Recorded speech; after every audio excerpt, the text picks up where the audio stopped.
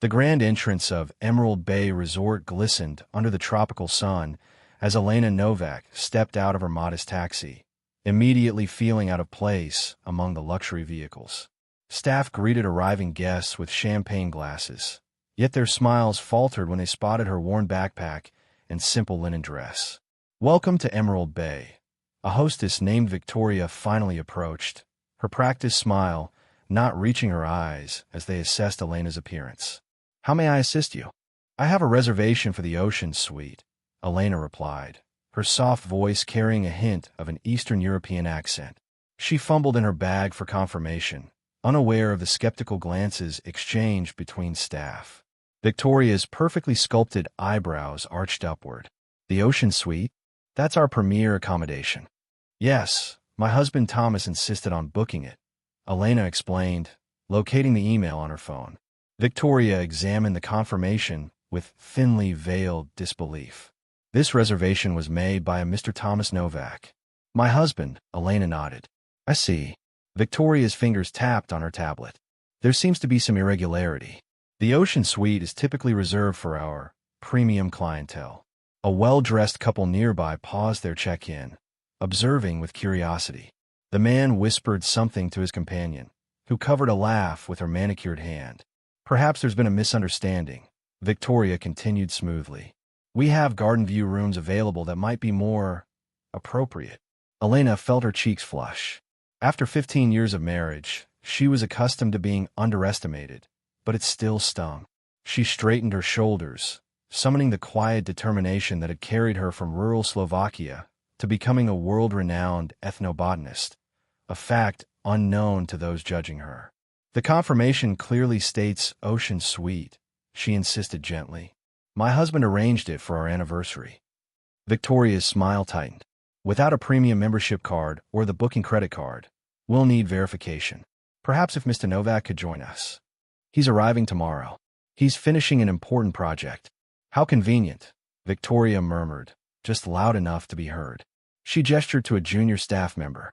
"Please wait in the lobby while we sort this out." As Elena was ushered to a corner of the vast marble lobby, she noticed a distinguished older woman observing the scene with narrowed eyes from behind reception. Her nameplate identified her as Margaret Walsh, assistant manager. What Elena couldn't hear was Margaret's urgent whisper. "Did she say Novak? As in Thomas Novak? Check that name again immediately." Meanwhile, Elena sat alone, her excitement evaporating as minutes ticked by. She considered calling Thomas despite her promise to handle things herself. Her fingers hovered over her phone when a shadow fell across her. "Ms. Novak, I believe there's been a misunderstanding about your accommodations." "Ms. Novak, I believe there's been a misunderstanding about your accommodations." The voice belonged to a tall man in an impeccably tailored suit. "I'm Richard Blackwood, the general manager." Elena stood, extending her hand politely. "It's Mrs. Novak, actually." Richard's handshake was perfunctory.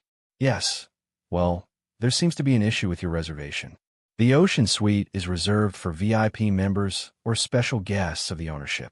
My husband made the reservation weeks ago," Elena explained, showing him the confirmation. Richard barely glanced at it. "Unfortunately, confirmations can contain errors. Our system shows the Ocean Suite is allocated to Mr. James Harrington, the tech investor, for the entire month." Victoria hovered nearby, her expression one of indication. "As I was explaining to Ms. Novak." "Mrs. Novak," Elena corrected quietly. "We have a lovely garden room available," Victoria continued, as if Elena hadn't spoken. The implication hung in the air, "suitable for someone like you." Elena remembered Thomas's voice from years ago. "People underestimate you, don't they? They don't see what I see." He'd been the first to truly value her knowledge of rare medicinal plants. "I understand," Elena conceded, her practical nature taking over. "The garden room will be fine until my husband arrives tomorrow." Richard seemed relieved. "Excellent. Victoria will adjust the billing." He paused. "What does your husband do, Mrs. Novak?" "He's in business development," she offered, using Thomas's favorite non-answer. Richard immediately lost interest. "Enjoy your stay in our garden section." As Victoria led her toward the less impressive wing, Elena noticed Margaret watching with a troubled expression, arguing quietly with another staff member while pointing at a computer screen. They passed a service entrance where staff were unloading supplies. A young man struggling with several heavy boxes caught her attention. "Careful with those," Victoria snapped. "Those orchids cost more than you make in a month." The young man, whose name tag read Kai, nearly dropped a box. Elena stepped forward to steady it, her eyes widening at the Latin name printed on the side. "Paphiopedilum rothschildianum," she exclaimed. "The gold of Kinabalu orchid? These are incredibly rare." Kai looked up in surprise. "You know these flowers? They're endangered, nearly extinct in the wild," Elena explained. "They only grow on Mount Kinabalu in Borneo." Victoria interrupted impatiently. "Mrs. Novak, please don't disturb our staff. These orchids are for tonight's VIP reception, which isn't included in your garden room package." Kai met Elena's eyes with interest. "You really know about these? Our botanist quit last week, and no one knows how to care for them properly." "I might be able to help," Elena began, but Victoria cut her off. "That won't be necessary. Your room is this way." As they continued down the hallway, Elena heard Kai asking another staff member, "Did she say her name was Novak? Why does that sound familiar?" After Victoria left, Elena called Thomas, but reached voicemail. "Hi, it's me. I've arrived, but there's been some confusion with the room. It's fine, though. Love you." She had just finished unpacking when Kai knocked at her door, looking nervous. "Mrs. Novak, I'm sorry to bother you, but those orchids are already wilting, and the VIP event is tonight. You seem to know about them, and I was wondering." Elena didn't hesitate. "Show me." The resort's botanical preparation room buzzed with frantic energy as staff attempted to arrange wilting, exotic blooms. When Kai ushered Elena in, several employees looked up skeptically. "This is Mrs. Novak," Kai explained. "She knows about the rare orchids." A chef scoffed. "We don't need a tourist's help. Where's the replacement botanist we requested?" "Delayed until tomorrow," Kai replied. "And Mrs. Novak really knows her stuff." Elena approached the workstation where the orchids lay limply. Her trained eye immediately assessed the situation: improper humidity, excessive direct light, wrong growing medium. She gently lifted one bloom, her touch delicate. "They're suffering from shock," she diagnosed. "They need increased humidity immediately and filtered light. The medium is completely wrong for epiphytic orchids." The staff exchanged uncomfortable glances before a young woman spoke up. "We followed the event coordinator's instructions, but none of us specialize in rare species." Elena rolled up her sleeves. "I'll need water misters, shade cloth, and orchid bark mix. These plants are worth tens of thousands each. They're critically endangered." To her surprise, the staff mobilized quickly under her directions. Elena created a microclimate for the struggling plants, her fingers moving with practiced precision as she explained each step. "Where did you learn all this?" Kai asked, impressed. "I studied ethnobotany at Cambridge, but my grandmother was a traditional healer in Slovakia. She taught me to respect plants before I had any formal education." "You're a botanist?" The chef who had scoffed now looked embarrassed. "An ethnobotanist," Elena corrected. "I study how cultures use plants for medicine.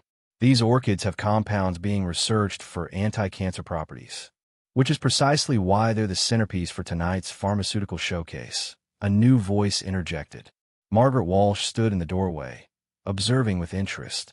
Unlike Victoria's dismissive attitude, Margaret's gaze was calculating, reassessing. "Mrs. Novak, where exactly do you work?" Margaret asked. "The Global Botanical Research Institute," Elena answered, carefully wrapping moisture-retaining material around an orchid. Margaret's eyebrows shot up. "GBRI? The organization that announced the breakthrough with sustainable pharmaceutical compounds." Elena nodded, surprised by the woman's specific knowledge. "Yes, that's my department's project." "The pharmaceutical conference," Margaret replied. "It's the main topic.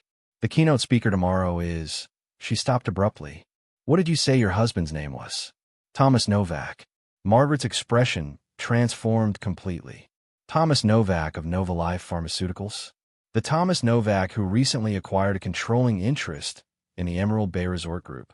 The room fell silent as every staff member turned to stare at Elena, who stood frozen. "Nova Life Pharmaceuticals?" she repeated, genuinely confused. "No, that can't be right. Thomas works with startups. Margaret showed her a tablet with a business news site. There was Thomas's familiar face beneath the headline. Tech billionaire Thomas Novak expands in a hospitality sector with acquisition of luxury resort chain. Elena's mind raced as pieces began falling into place. This can't be right, she whispered. Thomas would have told me. Before she could process this bombshell, Richard burst in, Victoria trailing behind. What's going on here? Why is a garden room guest handling our VIP materials? Margaret stepped forward. Richard, there's something you need to know. She was interrupted by an announcement. Attention, all management. Mr. Thomas Novak's private jet has just landed. He's arriving at the main entrance in 15 minutes. Richard paled visibly. Novak, the new owner is coming today. Yes, Margaret confirmed. And I believe he's coming to see his wife. Chaos erupted as Richard processed Margaret's words, his gaze darting between the intercom and Elena with dawning horror. His wife. Richard's voice had lost its edge. You can't possibly mean. Margaret nodded. Based on check-in details, Mrs. Novak is indeed married to Thomas Novak, our new majority owner. Victoria let out an audible gasp. But that's impossible. She arrived in a regular taxi, wearing. She gestured helplessly at Elena's simple attire. Elena's phone rang. Thomas's face appeared on screen. With trembling fingers, she answered. Thomas, where are you? His warm voice filled her ear. Just landed, Wildflower. Surprise. Are they treating you well? Did you get the ocean suite? Elena turned away from the now silent crowd. Thomas, there's a strange situation here. The staff are saying you own this resort. His chuckle interrupted her. I want to tell you in person. Remember that project I've been working on? Well, surprise. But why aren't you in the ocean suite? There was a misunderstanding, Elena replied diplomatically. They gave me a garden room. The warmth vanished from Thomas's voice. They what? Put Richard Blackwood on the phone immediately. She passed him the phone, watching as Richard adopted a strained smile that didn't match the fear in his eyes. Mr. Novak, what an unexpected pleasure. We were preparing for your arrival, Tom. He fell silent, listening. Yes, sir. A regrettable misunderstanding. I personally will ensure Mrs. Novak is immediately. Of course, sir. As Elena ended the call, she found herself the center of attention in a room that had transformed from skepticism to stunned reverence. Richard barked orders for the ocean suite to be prepared immediately. Elena looked around at the partially rescued orchids. I like to finish stabilizing these first. They won't survive otherwise. This confused everyone except Kai, who smiled. I'll help you. As the room emptied of all but Kai and a subdued Victoria, Elena continued caring for the endangered plants. Her mind whirled with questions, but her hands remained steady. You really didn't know about your husband? Kai asked quietly. Elena shook her head. 15 years of marriage, and apparently I didn't know he was a billionaire. Victoria attempted an ingratiating smile. Mrs. Novak, please allow me to apologize. If I had known who you were. That's exactly the problem, Elena interrupted gently.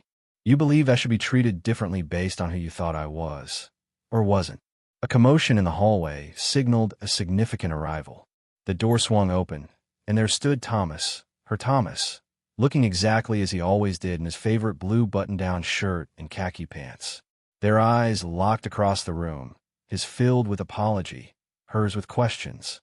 Elena, Thomas said simply, crossing the room. I have so much to explain. Before Elena could respond, Richard interjected, his demeanor transformed into obsequious deference. Mr. Novak, we've prepared the ocean suite. Your luggage is being brought up. Thomas raised his hand, stopping Richard without looking at him. His focus remained entirely on Elena, concern etched across his features. Are you okay? He asked softly, taking her hands. The genuine worry in his voice momentarily dissolved Elena's confusion.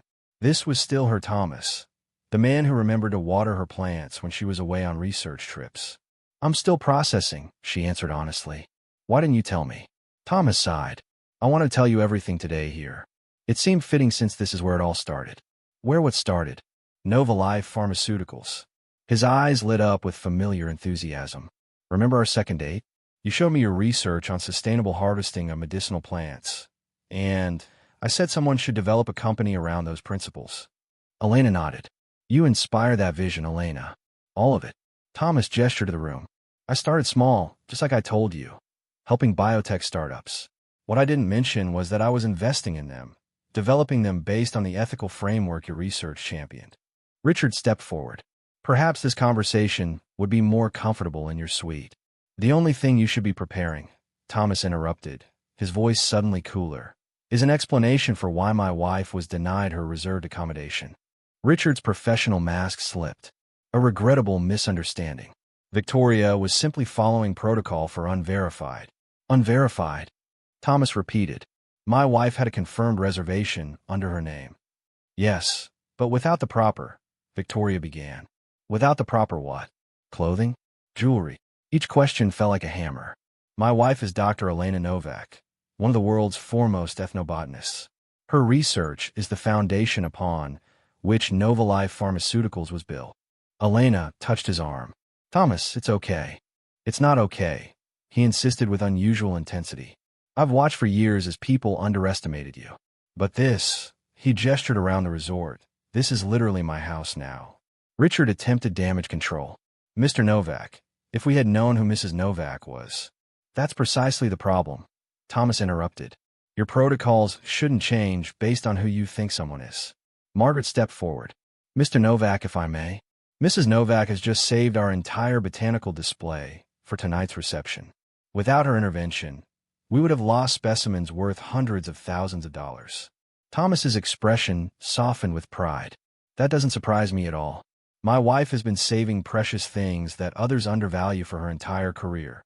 After learning that the garden wing consistently received higher guest satisfaction ratings despite fewer resources, Thomas announced, Mr. Blackwood, we'll discuss the future direction of Emerald Bay tomorrow. For now, gather all department heads for an emergency meeting in 1 hour. As Richard retreated, Thomas turned back to Elena. I'm so sorry. This wasn't how I wanted to tell you. Elena studied her husband's face. When were you planning to tell me you're apparently a billionaire who buys luxury resorts? Thomas winced. It's not exactly a whim. This resort is the first step in creating a network of sustainable luxury destinations that showcase endangered botanical species while funding their conservation. He took her hands.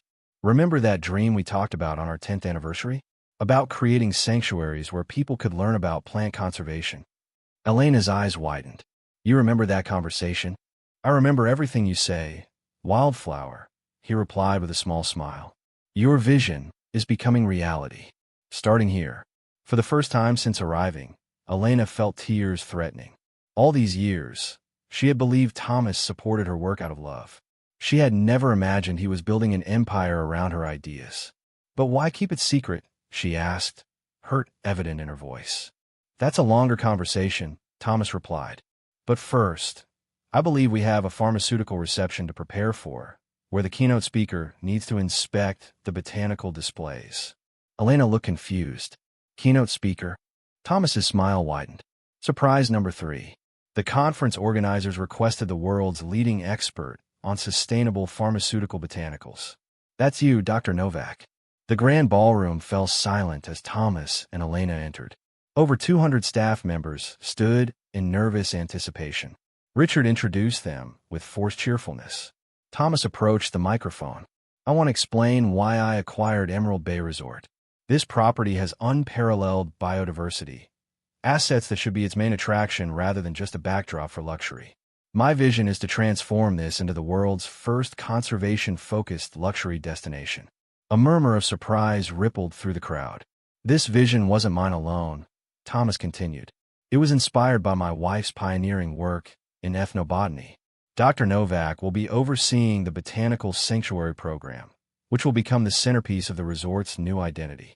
Thomas announced that Margaret Walsh would become the new general manager, effective immediately.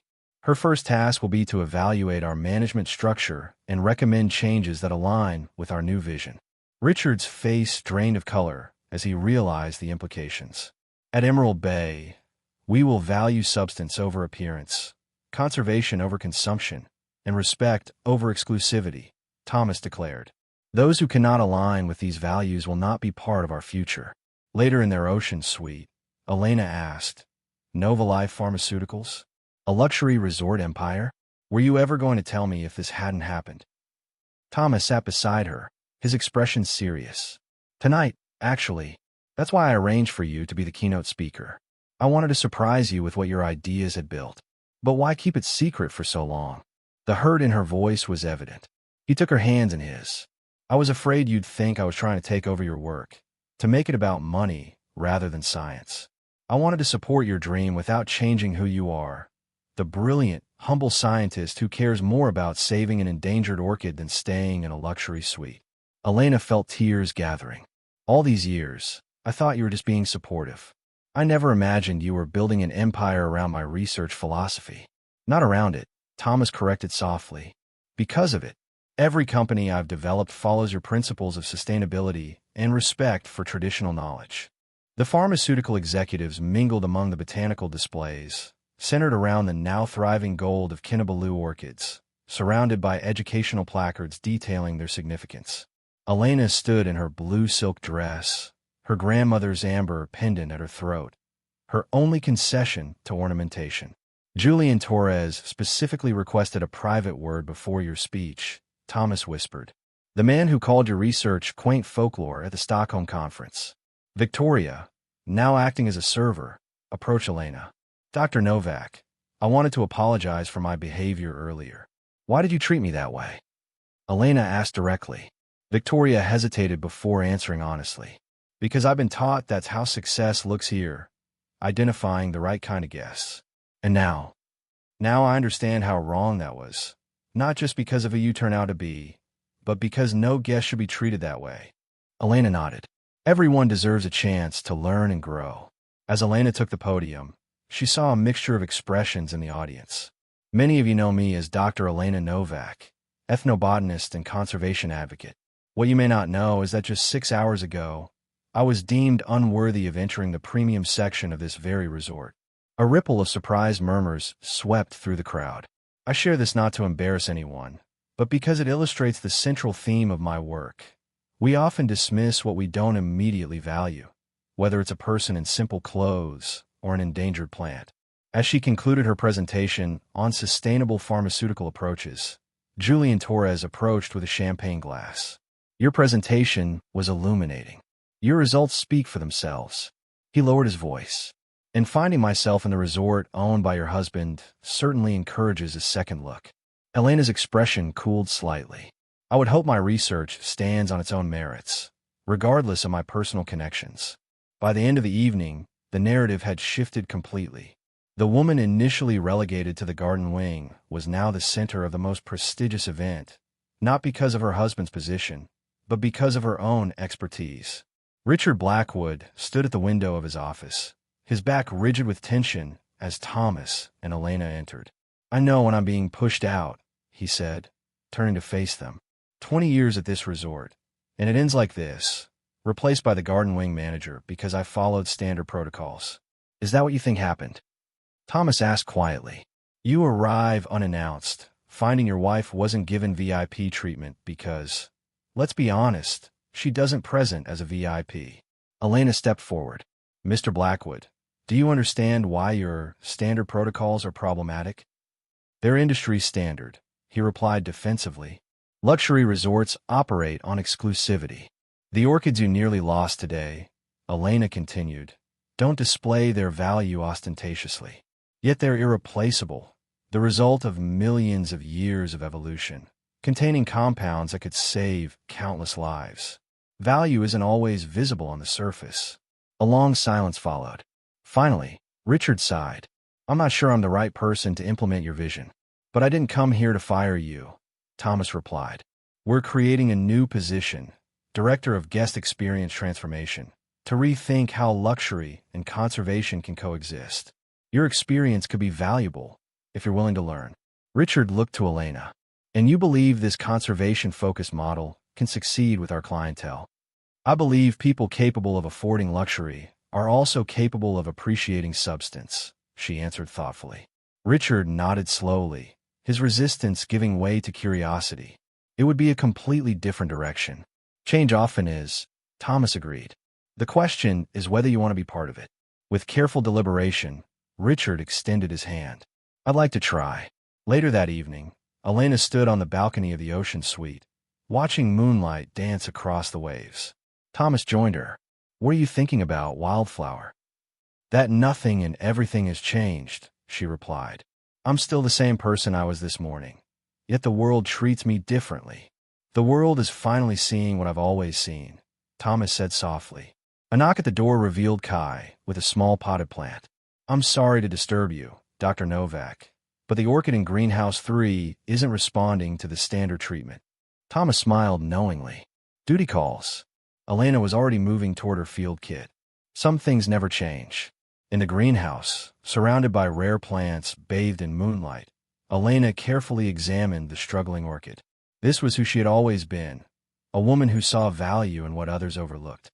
As they walked back to their suite under a canopy of stars, Elena said thoughtfully, "Luxury isn't about marble floors or champagne. It's about having the freedom to be exactly who you are and being valued for it." Thomas smiled, understanding perfectly. That's the only luxury that ever really mattered.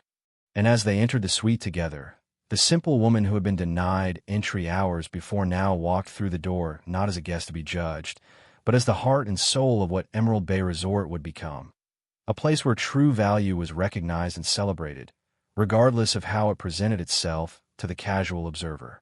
Have you ever been judged by appearances before someone discovered your true worth? Share your story in the comments below. And don't forget to subscribe for more stories that remind us that a person's value goes far beyond what meets the eye.